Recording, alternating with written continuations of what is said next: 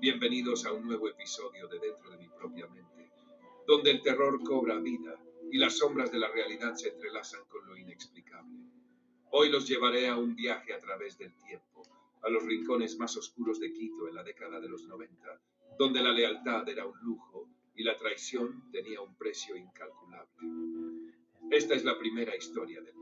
Acompáñenme mientras exploramos el destino de un hombre que creyó que podía engañar al crimen organizado, pero terminó convirtiéndose en un secreto más arrastrado por las aguas del río Machángara. Prepárense para una historia de negocios turbios, traiciones y muerte, porque en este mundo las deudas de sangre siempre se cobran. En los años 90, Quito no solo era una ciudad de contrastes entre la historia y la modernidad.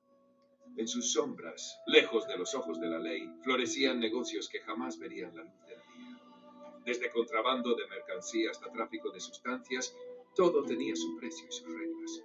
Y en este mundo, los tratos eran sagrados, hasta que alguien decidía romperlos.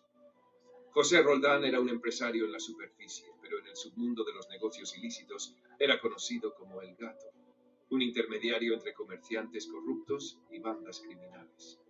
Su trabajo consistía en mover productos de contrabando sin dejar rastro, asegurando que las mercancías ilegales cruzaran la ciudad sin problemas.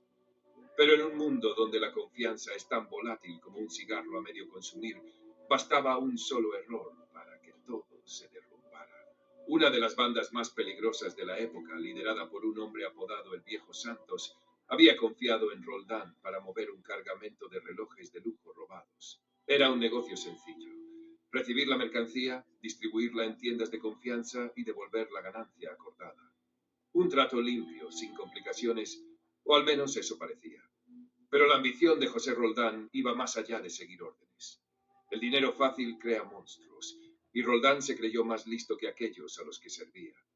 Cuando recibió el cargamento, en lugar de moverlo según el acuerdo, vendió una parte a otro comprador a un precio más alto. Pensó que podía quedarse con el excedente sin que nadie lo notara, que los números podían maquillarse con algunos sobornos y que nadie preguntaría por las piezas faltantes. Estaba equivocado. Las bandas criminales no solo manejaban negocios, también manejaban el miedo. Cuando los números no cuadraron, Santos envió un mensaje claro: había que encontrar a Roldán y hacerle entender el peso de sus acciones. Días después, José recibió una llamada. Era uno de los hombres de Santos, con un tono de voz tan tranquilo que resultaba aterrador. Sabemos lo que hiciste, gato, y el viejo quiere verte hoy. Roldán sintió como su piel se erizaba. Sabía que no tenía escapatoria. La noche estaba fría cuando José llegó al punto de encuentro, una bodega abandonada cerca del sur de la ciudad. Al entrar, la escena lo hizo contener el aliento. Santos estaba ahí, junto a varios de sus hombres. En una mesa, un maletín vacío y algunas de las piezas robadas del cargamento original. Nos debes dinero, dijo Santos, encendiendo un cigarro, y sabes que no me gusta que me tomen por imbécil. José intentó explicarse, inventó excusas, prometió devolver el dinero.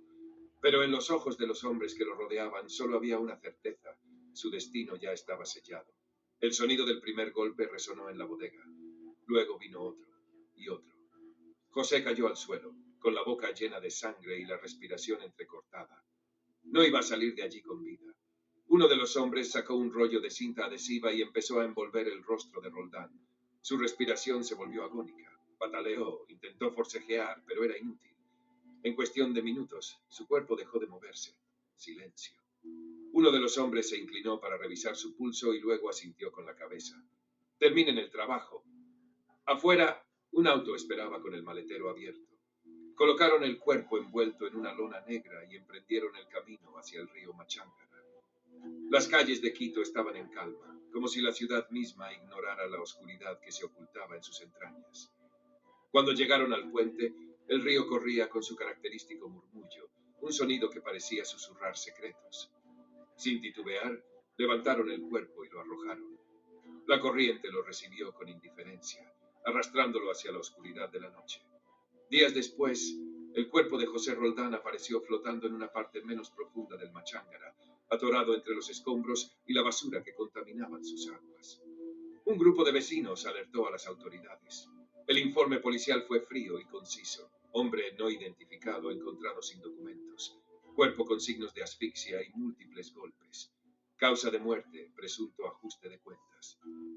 Pero en las sombras de la ciudad, todos sabían la verdad. Roldán había jugado con las reglas del crimen y había perdido. El río Machángara volvió a su rutina, cargando con los secretos de la ciudad.